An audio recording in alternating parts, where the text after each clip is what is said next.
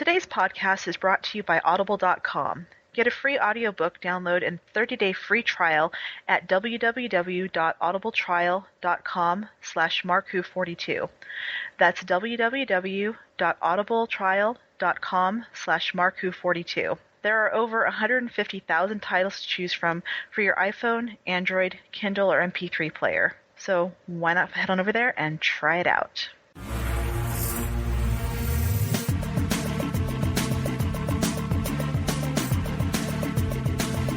This is Paul McGann, the 8th Doctor, and you're listening to Mark Who 42 Universe. Mark Who 42 Universe. Welcome to Mark Who 42's Universe, Doctor Who Universe, that is. I'm your host, mark-baumgarten, and with me as ever are...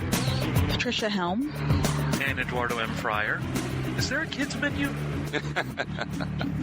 I'm Christian-basel, Chairman and CEO of the Planet of the Pudding Brains.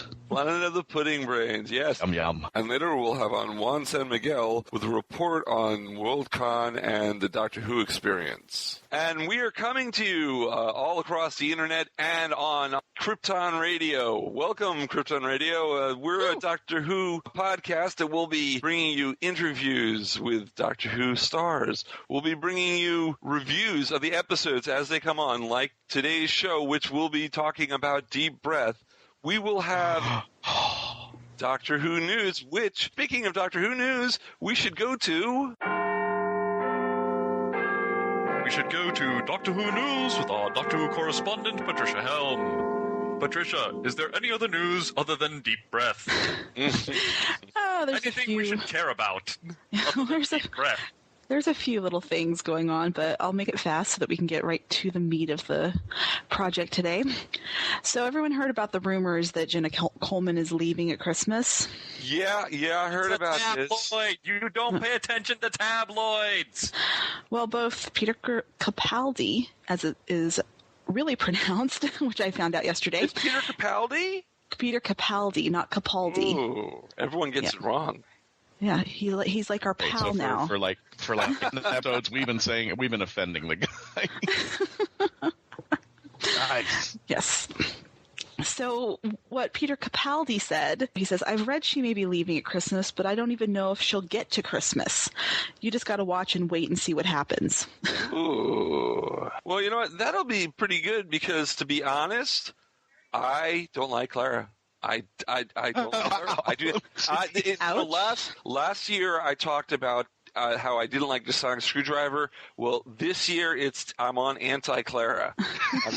Is there a prescription for that? There's an anti-Clara prescription, definitely. Covered by your health insurance there. Mark singing for Christmas, jingle bells, Clara smells, and she can go to... Oh, wait, hey! Hey! This is a family show, young man. Oh. We love you, Jenna. We hope you do Hey, the Jenna, show. we don't hate you. I just hate your character. I shouldn't say I just hate your character. That's all. And she'll never be on the show. No. I love Jenna. Jenna can come on the show at any time. I just do not want Clara on the show, but Jenna can come on the show. Now, she has said that she doesn't want to tell us the truth because she actually likes the rumors because she thinks that it's more interesting that way.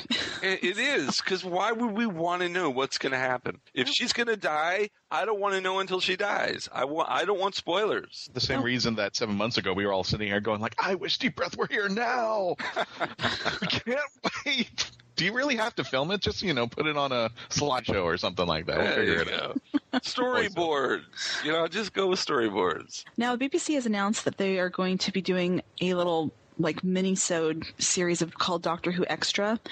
And it's supposed to be exclusively on the BBC iPlayer and Virgin's TiVo. But I saw it actually posted to DoctorWhoTV.co.uk. They put it up after the episode was on. And basically it's like a behind-the-scenes little 10-minute program about each episode. It's supposed to be one's going to be put up after every episode. Yeah, Doctor Who TV is not actual BBC, so this is an unofficial release that they're putting up. They probably put their logo on the bottom of the screen or something as well. They're taking it from the iPlayer and they're just posting it. But it makes So- it nice so so what that do we you- can all see it. Okay, Yeah. Mark, what are you saying? Are you saying we should try to catch it as soon as possible before BBC yanks it? Yes, So like Doctor Who Extra, it's like Doctor Who Confidential, only with half the calories, right? yeah, and it is because it's only 10 or 15 minutes Fat-free. long, so it's totally half the calories. Oh, so should we go on to that Moffat says? Oh yeah, let's have that Moffat says. Moffat has said that there's going to be more deaths in this series and that there are dark times ahead. Basically, he's saying that he's going to kill off characters and they will stay dead this time. Clockwork Man didn't seem to say dead, but I'm getting ahead of myself. After I read Moffat's statement, I'm pointing to all the Who fans who are saying, "Oh, Moffat kills people off." Everybody who started that, you're creating a self-fulfilling prophecy. So I blame you. I blame you, fans out there. I've said it before, and I keep saying it. You give Moffat way too much crap. He is not as bad as George R.R. Martin. I was going to say doesn't the kill as Christmas many- episode so- is written by George R.R. Martin. I was No. going there. That's where I was going, Ed. You stole my thunder. No, well, because haven't I been saying it? Have I not been saying it? Now Moffat's saying, "Oh, okay, so you think I kill people off? All right, I'm giving you your wish. So you know what? It's your fault. It is your fault. If they have Madame Vastra skinned alive and used as somebody's boots, then you know what? It's your fault. It is your fault." Where are we getting this? Where are we getting this? Oh, cannot unhear. I'm saying, they're saying, Moffat kills off all the people I love. He does not. But now Moffat's like, "Oh, you want me to do that?" So yeah, I'm just So we saying it'll dared be him. on your heads shall it be. Maybe Mark, you'll get your wish and he'll kill off Clara. Yeah, well, we're hoping. I just had this and it'll- image of and then Jenny knowing- walking around with luggage and just crying all over the place. Of course, Trish, if he takes from the Martin and Game of Thrones TV show playbook, when he kills Clara off, your response will be, "That was it?" That's true. But, well, she's not as bad as other people, but it's okay. Right? Fans be nice, or Stephen Moffat will write a story about you. Oh no. Now, You'll be sorry. one other thing that Moffat said was that there's going to be a major foe will be making a return Michael Grade? In this season or in this season. This season. Well, I mean, the Cybermen are a major foe. They're coming back. So, but does he mean something else? We don't know. You know how he is. We don't know. Oh, Coming in episode 12, The Return of the Candyman. I want him back. I will advocate. just get the seltzer water and glue it to the floor. You know. You know how those little delicatessens have that now serving number 1, and I'll have the Candyman standing there going, "I'll pull that number right there. I'll stand in right behind the Candyman." Oh. Now, did any of you guys ever watch The Thick of It? Yes, I did. I love Peter Capaldi on the thick of it. So yes, it is named right. Well, his co-star, Chris Addison, he is actually going to be guest starring in the season finale of this. And he says he's very excited that he's, been a Doctor Who fan since he was a kid, and he is just loving this. Cool. So that'll be good. Yeah, the thick of it was a very, very funny show, and Peter was great on it, and Chris Addison was very funny in it too. All right, now let's go on to the birthdays that we had. We actually had a busy day on August 20th. Oh yeah, we did. August 20th, very busy day. We had Sylvester McCoy, Sophie Aldred. Oh, so the Doctor and Ace together have the same birthday. They have the same birthday, and I said it last year when we covered their birthday. This is proof of how awesome a pair they were. Yeah, the 20th is a very special day. And it would have been Anthony Ainley's birthday as well. Oh, are you serious? So Survival had 3 people in it with the same birthday. Wow. Yes. Wow. It was an easy reception that day. And there was another birthday. And there was a certain other person who, we can just pass right over him if you want to. Yeah, That's fine. I think I passed didn't they over play? all the time. Didn't they play some unit soldier that got killed off in 5 seconds in some episode? I don't know. 3.5. They played like a lame like side character nobody cared about. Oh, happy birthday, Christian. Yeah, Aw. Christian, happy birthday. Happy birthday. And then on August 22nd, we had James Corden's birthday. Oh, Craig. Yeah. And Yes. and possibly the new host of the Late Late Show on CBS. That would be awesome. That would I think be great. they would do an awesome job. I think so. You have Craig Ferguson leaving, and then you'd have Craig coming in. That works. Rob Brydon, I'm sorry, Rob, you didn't get the job. It's gonna be your good old buddy Craig. All right. They have the right Craigs. Yeah. Because when they first started, it was Craig Kilborn, then Craig Ferguson. Now they have an actual Craig from Doctor Who. So I guess they're trying to stay with the lineup there. It would be cool because Craig Ferguson, he's a big Whovian, and it would be cool to get, someone else that's, in the Whoniverse in there. What was ironic about James Corden's birthday being on Friday is that BBC America was running Doctor Who episodes all week, and they were playing closing time. So what better way to celebrate James Corden's birthday than one of his appearances on Doctor Who? That's nice. All right, and that is all the news we have for today. Oh, wow. We're going to talk about Deep Breath today, and this is the review show for the first episode of the Peter Capaldi Series 8 of Doctor Who. But I wanted to talk about last night while people were watching Deep Breath. Now, Christian, you went to Hurricane Who's viewing party in Orlando, and I threw a viewing party for Weekend TARDIS in South Florida. How did yours go? Awesome. Yeah? Somewhere, a little tiny sports bar that holds 255, I would say about a good 2/3 of that bar was filled with us, and I don't even know what the other people were doing there that night. They were watching a sporting game? I have no idea, but the Whovians were rallying about everything, and even when Peter Capaldi says, oh, spoiler, there we go. Nope, not yet. But we'll get into those discussions in a minute, but it was just awesome. Jared Cooper, congratulations, and thank you again for a wonderful night of bringing out Central Florida Whovians to see the premiere, and absolutely adored it. We had a great time in South Florida, too. We had about 60, 65 people there watching Doctor Who in a bar that holds about 80 people. So, I mean, we took over the pub. It was amazing. They loved the episode. We started playing the video at the end of Time of the Doctor. So when the regeneration happens, there was a big shout. I mean, it was just great. And the dinosaurs didn't make it any worse either. Yes, dinosaurs on... Well, they're not on a spaceship this time. In London. In London. Okay, let's talk On the about, Thames. On the Thames. Let me thank everyone who came to the Weekend TARDIS viewing event, and I'm sure, like you said, everyone who came for Jared's event in Orlando, I'm sure you guys loved it too. So, Deep Breath. What'd you guys think? Oh, we have a sigh. Is that good or bad? I mean, That was a deep breath. oh, that was a deep breath. As the teacher of the group, I'd have to give it an A. Give it an A? I give it an A. I give it an A as well. I liked it. I liked it a lot. I didn't like it as much as the 11th Hour, but it was still a good first episode for a new Doctor. I give it a B+. A B+? Yeah. It was typical Stephen Moffat. We have a great story, and then I've got a plot hole right in the corner somewhere where I'm like, the heck is that going on? You mean the dinosaur in the room? No, not really. But anyway,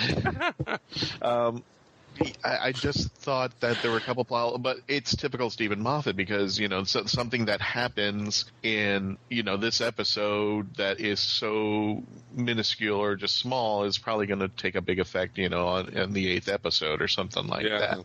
So I have to take Stephen Moffat for what it's worth. I was reading some of the reviews, mostly positive. I think Forbes magazine was the only, with a couple other places that gave it a negative review. Wow.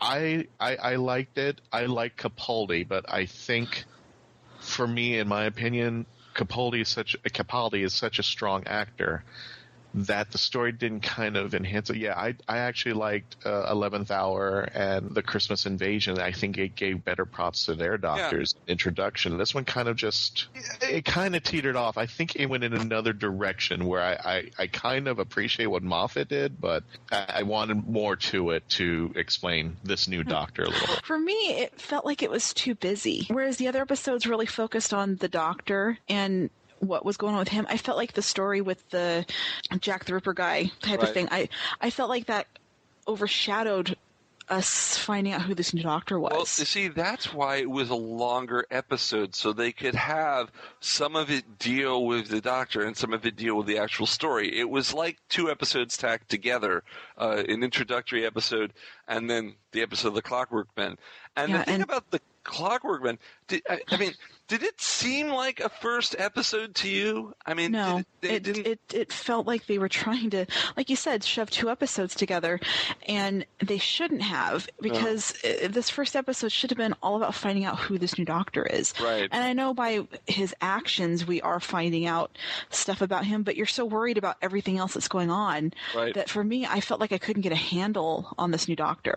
And maybe that was their point, but, I felt like at the very end of the 11th hour, right, when he was facing the Atraxi and, when he stepped through that holographic image of David Tennant and said, "Hello, I'm the doctor," I'm like, and now I'm comfortable with him and let's get this thing going. Right. And I didn't feel that at all with this. Oh, we're not comfortable with the doctor at all. I don't think the doctor is going to be someone to be comforted by anymore.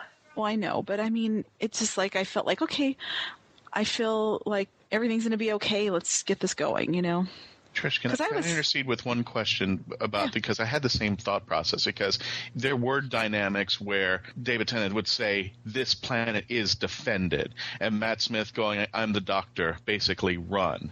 Mm-hmm. And I was looking for something like that in this episode, and I think Moffat was trying to hide some of the doctor's traits, and we'll get into that later, but is that what I was feeling? And that's why he didn't have the sucker punch line.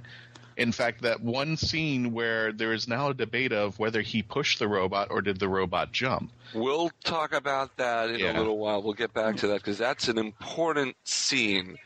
Yeah, but I just wanted to see if that's what, if Trish and I are on the same scale as far as, is Moffat hiding him? There wasn't like a definitive thing of him going, "I'm the doctor." Okay, with this episode, I kind of felt, I don't know, the vibe I got from this episode, I equate it to Spearhead from Space, Pertwee's first story, where there was a chunk of it where the doctor was out cold and the focus was more on Unit, dealing with the Ottons.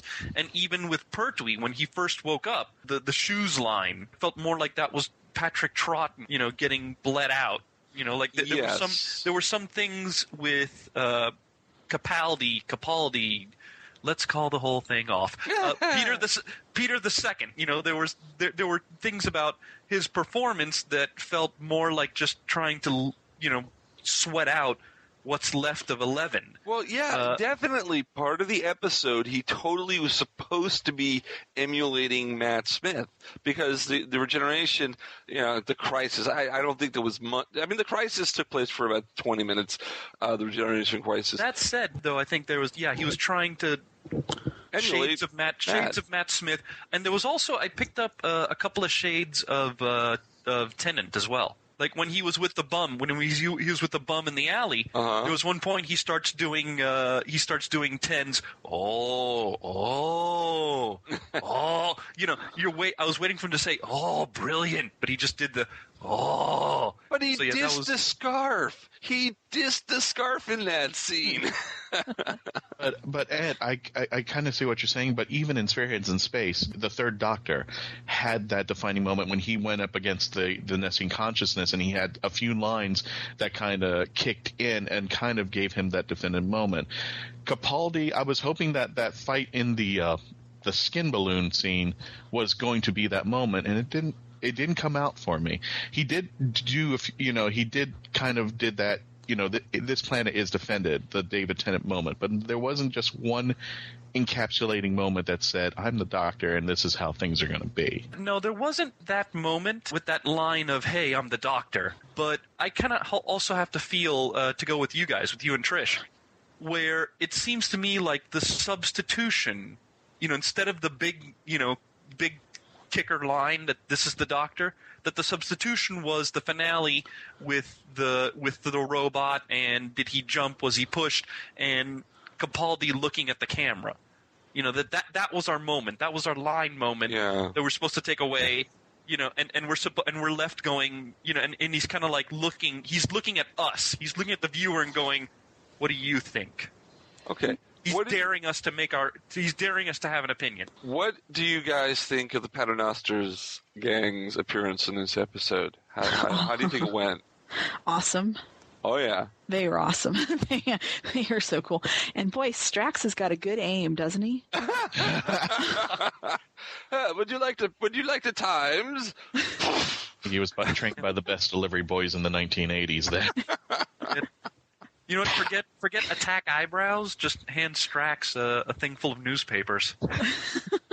What do you guys think of Vastra and Jenny's relationship, how it's been turning out? Because they were playing on that relationship a lot in this episode. It was very well done. I really liked it. And, it showed that they are just, like every other married couple. They tease each other and you can see that they love each other. And okay. That was funny with Jenny posing there and she thinks that she's painting her. Nope. What am I doing? What am I doing this for? Art? That reminded me of a scene from Airplane 2, the sequel, which had like a similar thing where the main character was painting a vase, and then when you see the vase itself in real life, there's a woman next to it, and the woman's not in the painting itself, so you kind of wonder, well, why was she there then? Why don't we all take a deep breath for a second and take a little pause? We'll be right back. Do you love to read? Do you love Doctor Who? Then go to Mark Who 42 Books at Amazon.com/shops/Mark Who 42 for all your Doctor Who reading needs at an affordable price. That's Amazon.com/shops/Mark Who 42.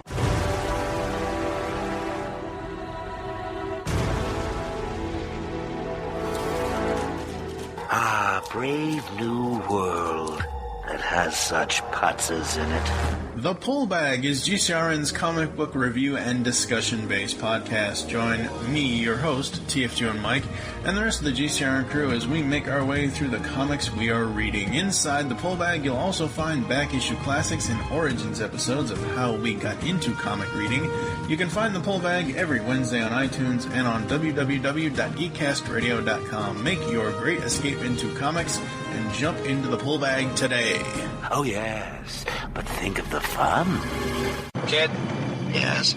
Shut up. Beyond the Night is the GCRN's latest review podcast. We are covering everything in the Knight Rider television universe, from the classic 80s TV series to the 1991 reunion film, Team Knight Rider, and the 2008 relaunched series as well. So join TFG and Mike and Dion the Music Man as they go in-depth and Beyond the Night only on Geekcast Radio Network. You can find Beyond the Night in iTunes and on www.geekcastradio.com. Kid? Yes, Michael. Just keep driving. Hello, my name's Fraser Hines, also known as Jamie McCrimmon. You're listening to Mark Who 42's podcast. And welcome back to the Deep Breath Review Show on Mark Who 42's universe. Oh, you held your breath for that long. That was good. How long is that? It was longer than a normal person should be able to hold their breath. Very good.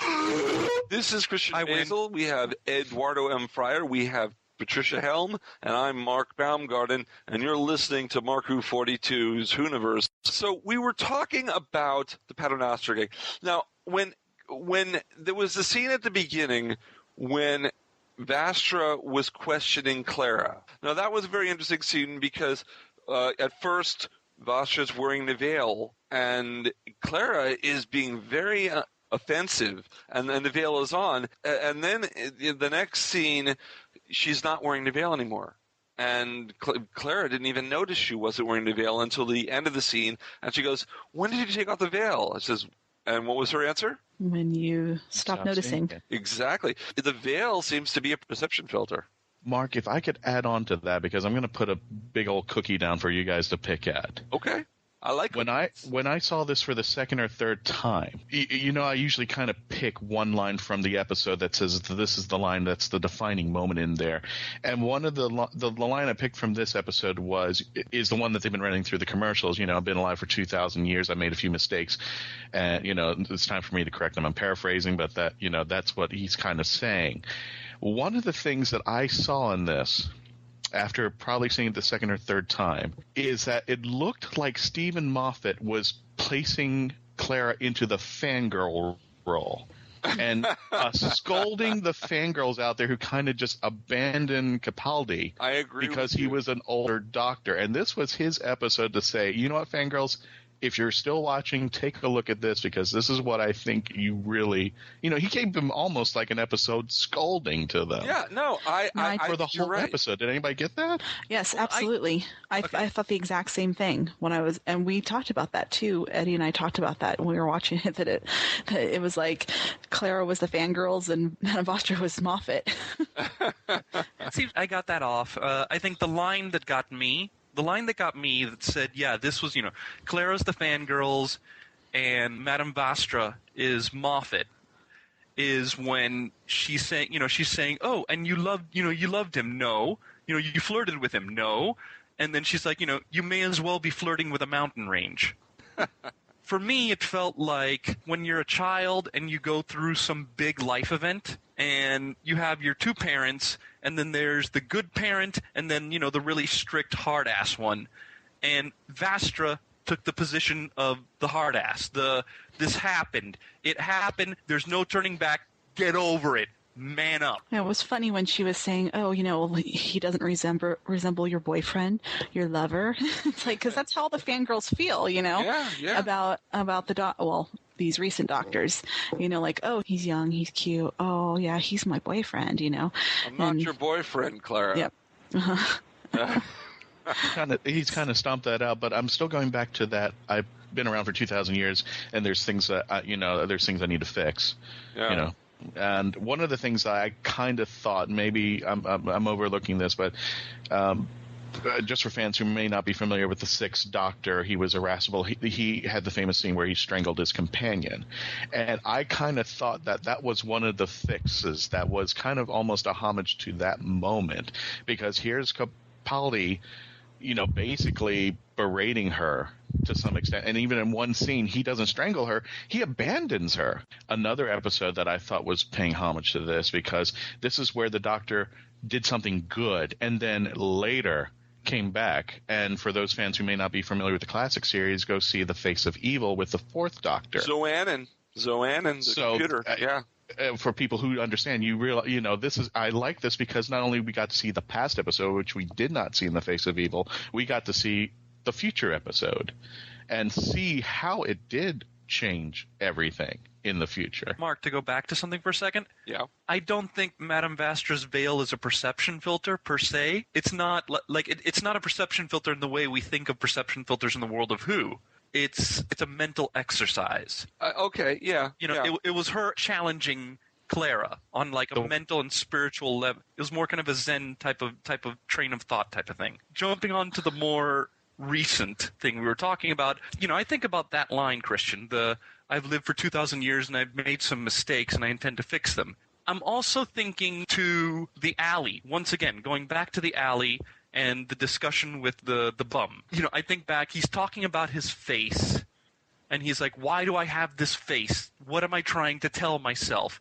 And I still think, I'm still going to put money down on this, that the reason that he has the face of the guy from Fires of Pompeii is, and it also goes back to the question that we have for this season. The question that's been in every teaser, every trailer, that keeps getting brought out, which is, am I a good man? I think that Fires of Pompeii, for the Doctor, represents a mistake in the fact that he almost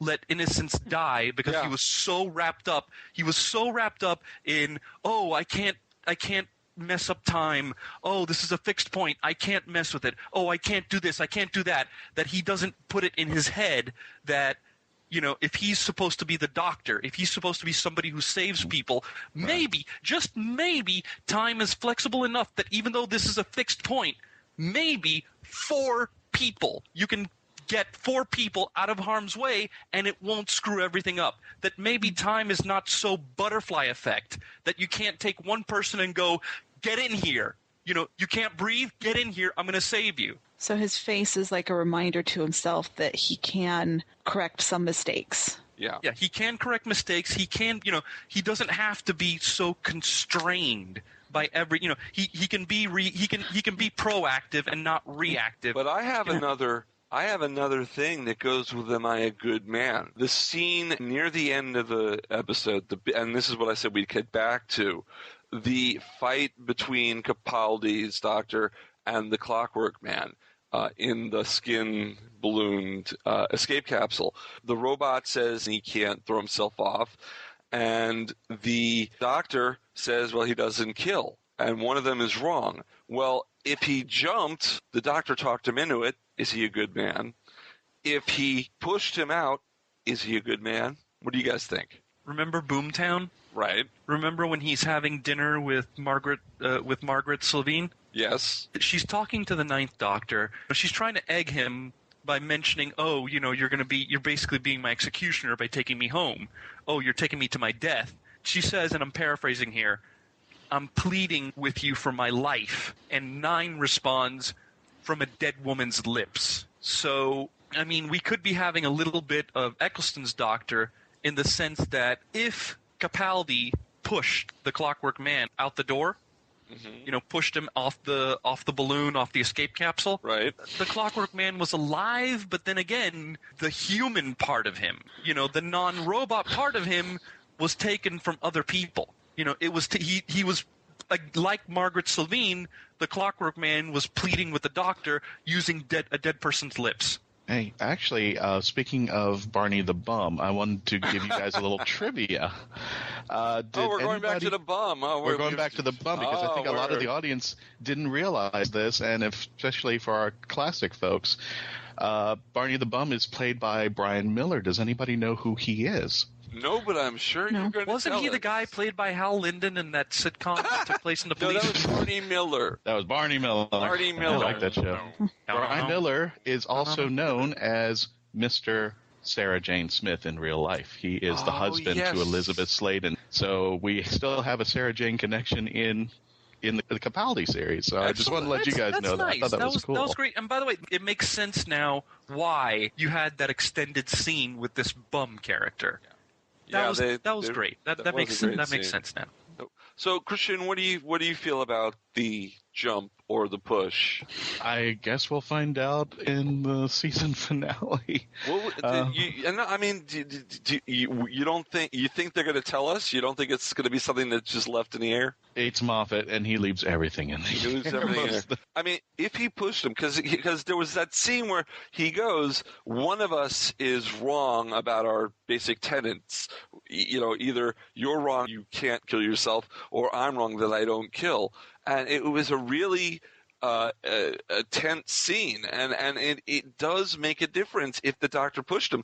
But talking him off to commit suicide really is just as bad. I don't think it really matters if you think about it. The doctor was not a good man in that scene. Before I answer, I think this is my spoiler alert. And guys, you don't have that thing in my room, do you? No. I would like to activate the spoiler alert because there's some things I'm going to say that are not technically spoilers, they're mine. All right, but you want the spoiler alert on? Yes. It's on. And it's loud.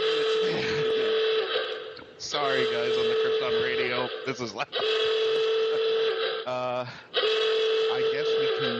I guess it's safe to say that Moffat is kind of hinting, or at least the story is kind of hinting, that Clara is going to be a future Missy from some of the dialogue that she is saying.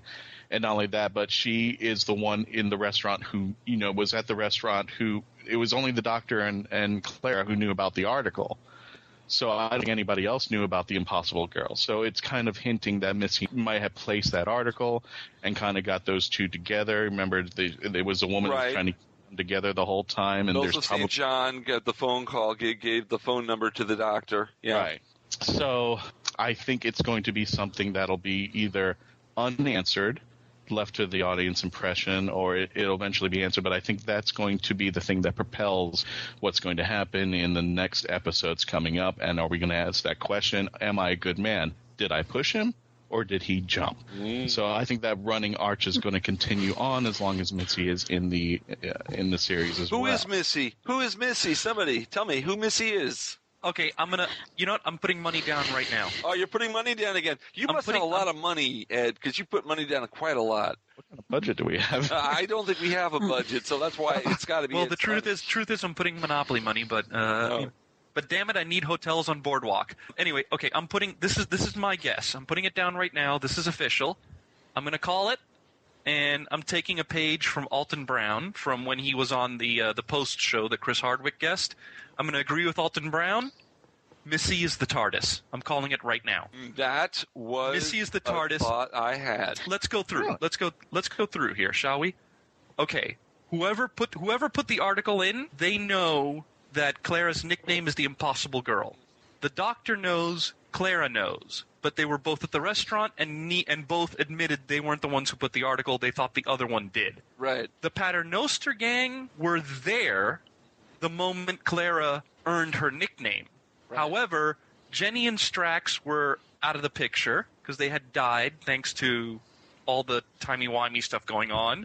And Madame Vastra was there, but she doesn't know that Clara's called the Impossible Girl, probably did not know until Clara pointed it out in the newspaper. River knows, but by this point, she was some sort of vision that was appearing. Here's the thing, now that you've brought up River, could it be Melody Pond pre-friend of Amy and Rory growing up in a different regeneration? No. And why is that? No, because she's not, because, okay, let me she get... She does call him her boyfriend. Yes, but see, this is the thing. If it's before the Mel's regeneration, right? This was before we got into the whole flirty. Exactly. Flirty this stuff. Is something I was talking to people last night at the thing that it couldn't be because back then she was the Doctor's assassin, not girlfriend. Exactly. Yeah. Now this is so, continuing on my train of thought.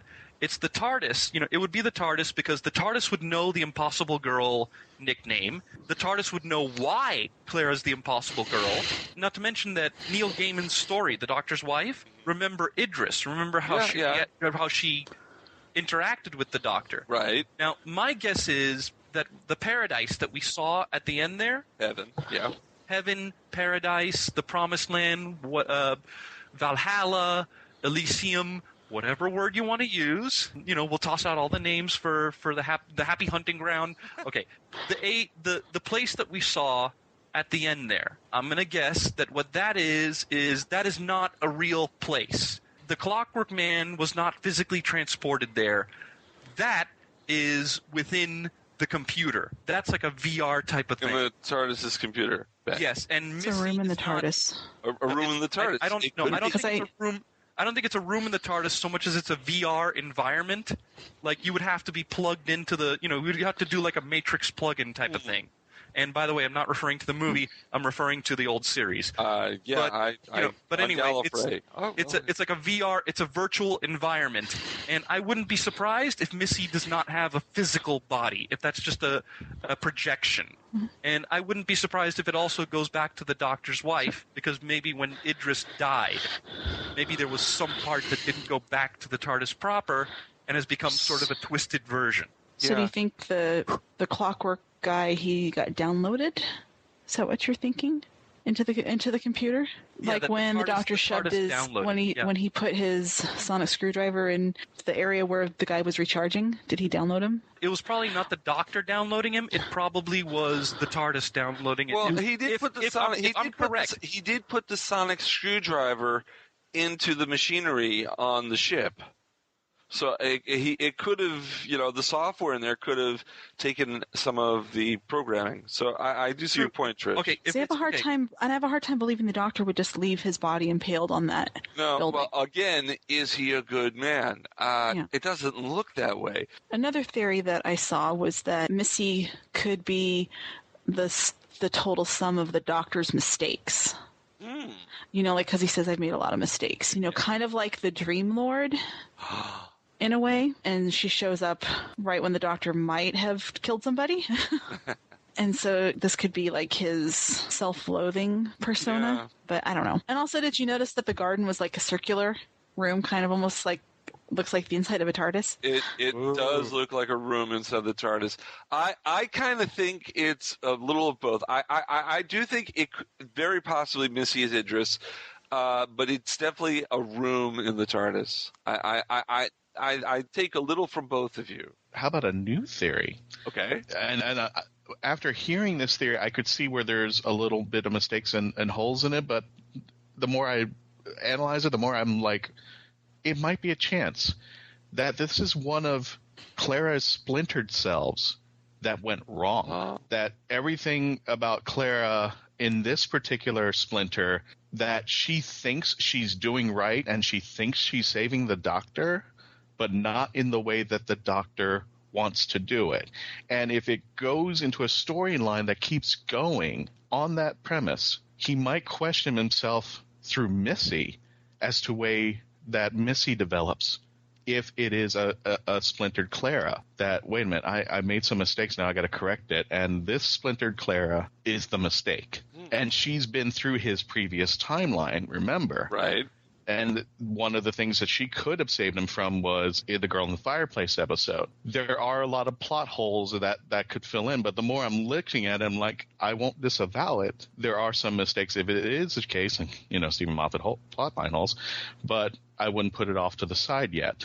And plus, she knew about the Impossible Girl. Yeah, well, only River, the TARDIS, and Clara would know that. So maybe this is a splintered Clara that went wrong. There was one part, the part that, how he thought that Jenny and Clara sounded funny. Mm-hmm. And then Madame Vastra started talking to him with a Scottish accent. Exactly. And it was funny when, she wanted to do the mental link with him, and he's all like, well, my brain's very, very big, and it's going to be like a piano dropped on yours.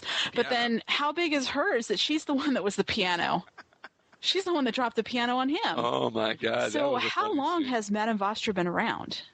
Madame Vastra's a Time Lord. No. I thought that for a second. I did think that for a second. I'm just like, it's been around for a long time. Yeah. Before we go, we really have to talk about that scene. Then let's talk about that scene. You know the scene I'm talking about. They had Matt Smith pulling a cameo. Oh, yeah. Phoning in from Trenzalore.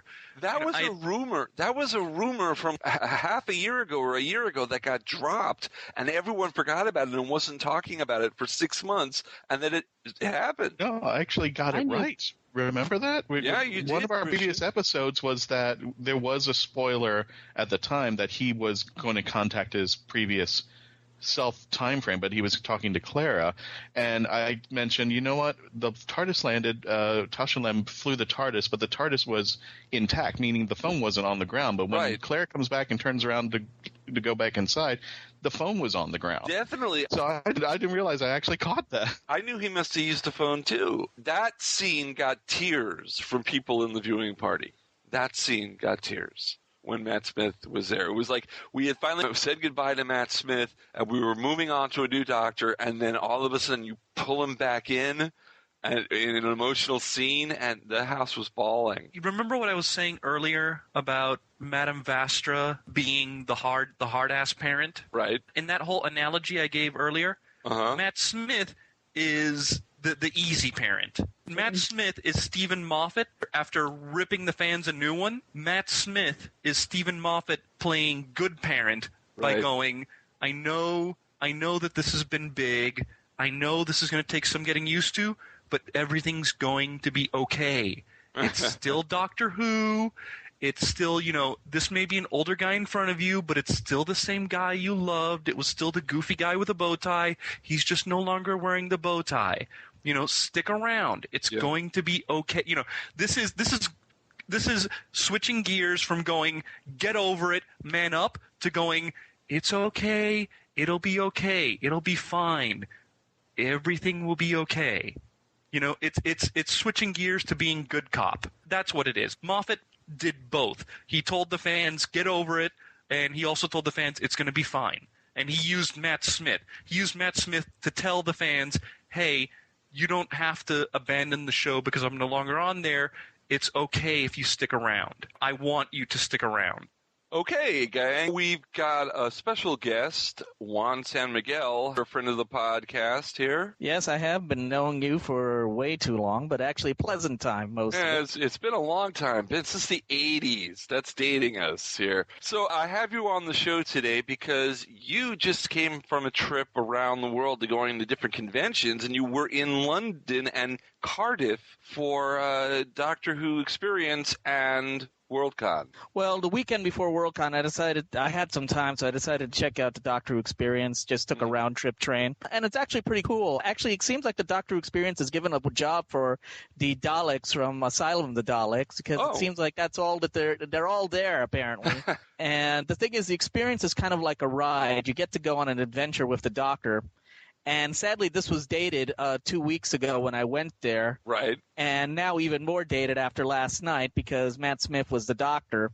Yeah. And he was making references to Amy, so this shows how way back it goes. But it was a fun adventure. They locked him back in the Pandorica, and they didn't even change the color. That was a running gag. And then, you get to go through that being attacked by 3D angels and other monsters, and then you're let out into the exhibit. So it's like you're at Disney World. Basically, it's kind of a Disney ride. You got, Matt Smith is telling you, you got to get it, and you get to man the TARDIS, and you go through a Dalek control room, so you get to see some Daleks menacing you. Mm-hmm. Then you go through another environment where you have the angels menacing you, and obviously this is all going to be out of date because I doubt it's going to be relevant by the end of the year. By the end of the year, they'll have to change the whole thing. I think they said they were going to shut it down some point soon, obviously, at least the ride part of it. And then at the end, they do a thing where you have a 3D effect and you have the monsters kind of launching at you. Cool. So that was kind of fun. I mean, it's kind of scary, particularly with the angels, seeing those kind of bony fingers.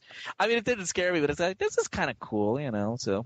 Yeah, I would love to have gone. I if it's closing soon, that's No. They're just going to close the ride. The ride. And then they'll probably redo the ride, and then they'll bring it back up again. I mean, it was pretty packed. I mean, it was packed. I think they do the ride thing about every hour, and then you're released into the exhibits, which are pretty fun. Tell me about the exhibits. Well, the exhibits, you got every form of Dalek and Cyberman exhibited, and then you got old school Suntaran, new school Suntaran, same with the Ice Warriors, and then you've got costumes. You've got all the Doctor's costumes. I don't think they had too many of classic companions, but they definitely had the new companions' costumes. Actually, one of the things I really liked was that they actually had the companion board from Day of the Doctor. Wow. The kids' drawings from Time of the Doctor. Right. And the puppet theater. Oh. From Time of the Doctor. And they also had, I don't know if this is a regular exhibit, but they had a nice little exhibit on Derbyshire, who did the music and did a history of her career. It was very well done. I mean, you get to see stuff. I mean, also for us old timers, they actually have the Melker statue. Oh, wow. And they actually have the 1980s John Nathan Turner TARDIS, which he rebuilt for Leisure Hive. Cool. And also they have every console. They actually have the console from Adventure in Time and Space. Right. They have First Doctor console, and then you have the 80s console with all the monitors. You have David Tennant's console. You definitely have Matt Smith's console. That's part of the ride. Right. And I think under regular circumstances you could actually go to the current console room, but I think that's a set, so they had that closed. Because I guess there was an extra that you could have yourself pictured piloting the TARDIS. It's not just for new series fans to go to the experience. It's classic, too. It's everybody is included in this experience. Yes, and they've got all the Cybermen masked, and they have an Ice Warrior from, I guess, the 70s. And they had the K1 robot. They had the K1 robot from Robot. Right. Cool. So, mixture of old and new. The thing is, there's a definite part where you go in to see the new stuff because they had a miniature from Cold War. And I think you had the table from the Gallifreyan War Council. So they did have some recent stuff. I don't know if you ever saw the Leisure Hive DVD extras, but they showed how the old school Doctor Who exhibits in Blackpool and Longleat. Yeah, how they used to do them. So they'll take out something old and something new. You were actually in the United Kingdom for another reason than going to the Doctor Who experience. You were there for Worldcon 2 weeks ago. Is that right?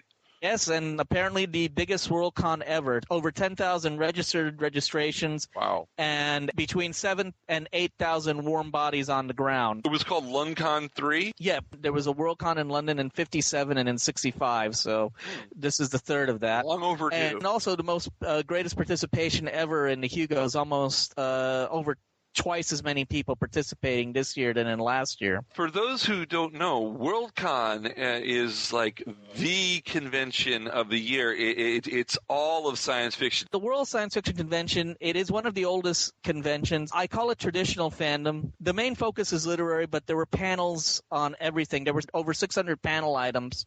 I did 3 panels. 2 of them were on anime, and 1 of them was on global comics, which for me were mostly manga. There were also academic presentations. I went to a presentation of science fiction in Latin America, which focused on 3 papers on the Argentinian science fiction scene. There's not enough time to see it all. The only thing that was sad about this Worldcon is that one of its guests of honor is Ian Banks, who had written an incredible several science fiction novels in his Culture series. Unfortunately, died last year. He knew he was going to be guest of honor, but he could not enjoy being guest of honor. England is kind of weird when it comes to parties because you have to have a corkage fee. I'm not even clear what that is. But so the convention decided to have a fan village in the convention center where all of the bids would have their tents and serve out their food and have a socialize. And they also had a fanish lawn, which could be used by kids, childcare, and just a place to hang out. They had benches. And it was actually pretty good. I think everybody considered that excessive. What do you have in the middle of a fanish lawn? Well, you know what I would put if I'm in London and in the middle of a fanish lawn? I'd put a TARDIS. And guess what there was? There was a TARDIS. I was on the Masquerade staff, and actually I was given permission to give out hall costume awards, and there was an incredible Nissa that I took a picture with the fan lawn TARDIS. Uh-huh. And there was also a lot of Doctor Who cosplay. On the first day, I took a picture of an Ice Lord. Oh. And it was actually a pretty good costume. Also, there was a Cyberman, a very good 80s Cyberman walking around, and I think he was helping some people raise some money for a pet charity. I can't remember which one it was. It was a London one. And there were 2 notable Doctor Who costumes at the Worldcon Masquerade. There was one called 70s Monsters, which had a Morbius, Scaroff. God, I'm blanking out on the other 2 monsters, but there were 4 monsters terrifying a young child. Some of them looked just as good as they did in the 70s, but they were – I think that was part of the humor of it. Yeah. And also there was a woman who dressed up in a Dalek dress. She made a Dalek dress. I also saw her at DETCON at the North American Science Fiction Convention. She's got a hat with the eye stalk on it, and she, of course, is accessorized as Sucker and Gunna Arm. And it was very fun. I wish I could remember. It's kind of like fashionably conquering the universe. Was there a Doctor Who presence at Worldcon this year? I say there was. I mean, obviously, Doctor Who definitely had a presence. I mean, there were 6 nominees for Best Dramatic Presentation for the Hugo, which is, for those of you who don't know, the Hugo is the oldest science fiction award established in 1952. Mm-hmm. And they have dramatic presentation categories, long form for over 90 minutes, short form below 90 minutes. And Doctor Who has been... Stephen Moffat's won several times. Won. Unfortunately, now Doctor Who has a rival. People were calling it the Doctor Who Award, and unfortunately the last 3 years, well, actually I should say the last 2 years, it's found a rival. Game of Thrones, right? Well, yes. The first year... somebody nominated the entire Game of Thrones first season, and it won. And then the second year, last year, somebody decided, and it might have been Martin, we're going to pick one episode. We're going to pick Blackwater. Right. And that one. I forgot which Doctor Who entries that there were that year. And this year, we had The Adventure of Space and Time, Day of the Doctor, Name of the Doctor, and also the Five-ish Doctors, and I'll get back to that in a minute because there was something significant about that. And then you had Game of Thrones and Orphan Black. Which I love Orphan Black. That's a great show. Now, Doctor didn't do too well. I think it lost by 200 votes to Game of Thrones. It came in second place. But think about it. If there was only one Doctor Who show to vote on, all the other 4 would have all voted for that one, and we would have won in a landslide. I think it was because we had too many things competing that it split the vote. I'm sure of it. It's possible, but the thing is, Doctor Who, unlike Babylon 5, isn't written by one person. That's true. That's true. JMS is not doing the whole shebang. Well, the thing is, JMS could tell people, hey, vote for this episode because he's not screwing another writer. So, right. And although Moffat did write the 2 episodes of Doctor Who proper that were nominated. Now, the Five-ish Doctors, which was interesting, I found out later, and I actually found out on the Twitter feed. I was reporting this for a website, so I had my computer on and looking at the Twitter feed, and they were talking about, oh my God, David Tennant is here, David Tennant, and it turned out that Peter Davison asked to come to the ceremony. Before the Hugo ceremony, all the nominees are given an exclusive party where they can fret about whether they're going to win the award and, get some drinks and relax before. And Peter Davison came in and he asked, listen, can I bring my son-in-law and daughter with me? I'm not sure if the daughter was there, but I definitely knew that a lot of people were oogling over David Tennant and Peter Davison being there. Yeah, family affair. You know, the 5-ish Doctors reboot was really a good short 30-minute video. I love that. Well, actually, Chris Garcia Handicap has been he won Best fanzine Hugo 2 years ago, and he always handicaps the Hugos. And he honestly thought that was the one that was going to get it, you know. And he's usually, I've tracked him. He's usually right a third of the time. Well, this was one of the 2/3 he wasn't. If you don't mind me plugging, go ahead. This is time for you to plug. Well, every year, Airlock Alpha, which used to be Sci-Fi Portal, until a mysterious unnamed company bought that name from the owner and turned it into a bad cable channel. I do the Hugo coverage for them. I did a Nebula when the Nebulas were in Florida. I did that for them, so I cover the Hugos. And they did the article, and occasionally I'll get out of my pond and do something for Chris Garcia's The Drink Tank, right? And his other fanzine, Journey Planet. In fact, Chris is going to close down the Drink Tank in issue 400, so I got to have something. And he's got a idea. Actually, I might be talking about you because Chris says that he wants all of the things in the last issue of the Drink Tank to be about decades. So I'm going to write about the 80s. Okay. And there were some goofy people I hung around the 80s. We were goofy, weren't we? One thing about the popularity of the Doctor Who, when I was looking for the Doctor Who experience on bus maps, it was actually marked. There's a thing, the little hole that says Doctor Who experience. So we're mainstream, man. I mean, don't let anybody tell you. Deep Breath just played. We saw the first episode of Peter-Capaldi. What was your opinion? I heard from Paul Cornell that there were some people being negative about it, but I thought it was pretty good. I mean, I'm intrigued because obviously we got an arc. We've got a mysterious villain. Who's Missy? Who's Missy? Do you know? Who's Missy? No, I have. Do you have any ideas? I bet you the internet is already suspecting she's the Ronnie because for some reason we want to. No, I'm joking. No, I know. No, every time there's a mysterious woman in Doctor Who, they think it's the Ronnie. Like the person who picked up the Master's ring. Oh, that's the Ronnie. But you did like Deep Breath. I think it was pretty good. You know what I compared it to? I think if you take a look at Matt Smith's 11th Hour was actually kind of like Spearhead from Space in the sense that you had really nothing from the previous. Well, I guess Spearhead from Space had the Brigadier, but that was about it. And, you know, you're starting whole new. I mean, you have no companion. You have no crossover companion. Right. Except the Brigadier, but then the Brigadier's companion status is negatory.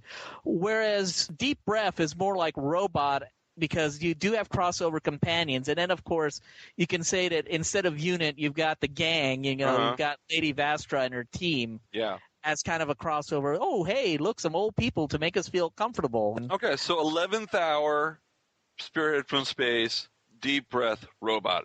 I like that. I like that. I want to thank you, Juan, for taking time out of your very busy schedule. Oh, thank you for letting me come in. I mean, this is your house, and I heard that there's some good things coming out, and I hope it goes well. Thank you. Juan Sanmiguel on Mark Who 42's Universe. Well, that's about all the time we have for our show today. I just wanted to say that we're very proud to be part of the Krypton Radio family now.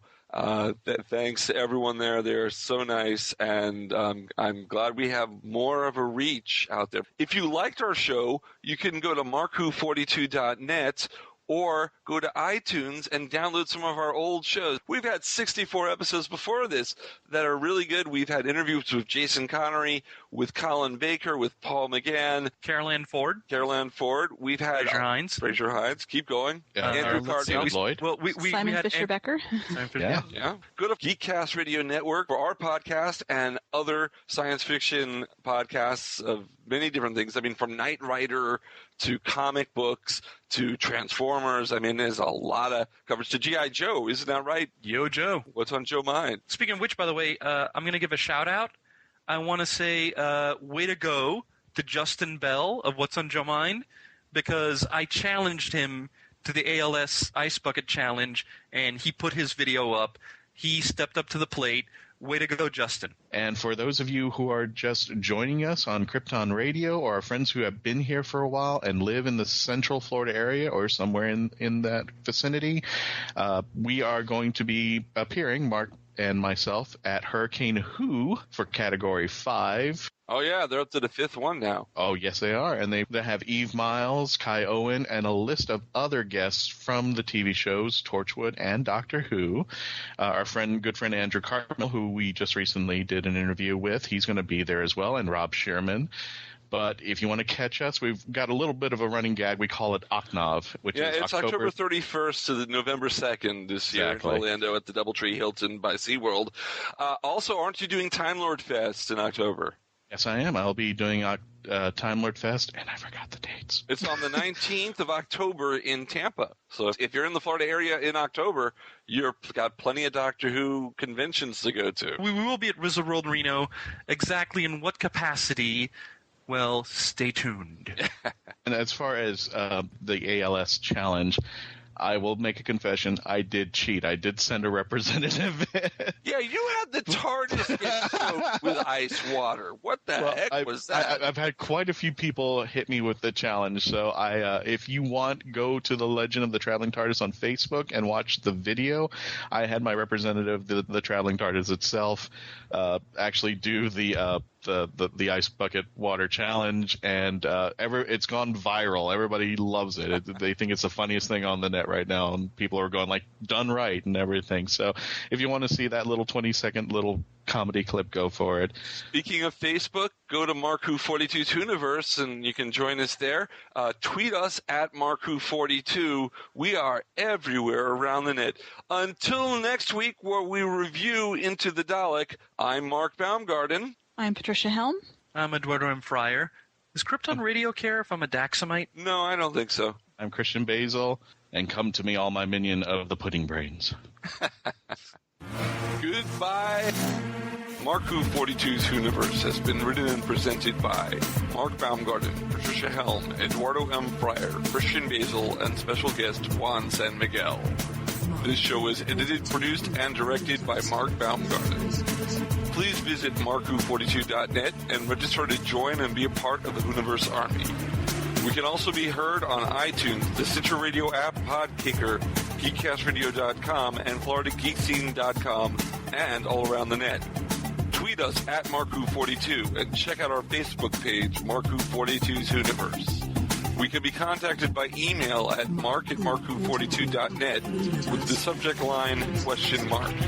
If you have worked on Doctor Who or are working on a project related to Doctor Who and want to be on our show, please email our media relations director, christian-basel, at markWho42media@yahoo.com. Doctor Who and its properties are owned by the BBC, the British Broadcasting Corporation. This podcast is owned and copyrighted by Mark Baumgarten 2014.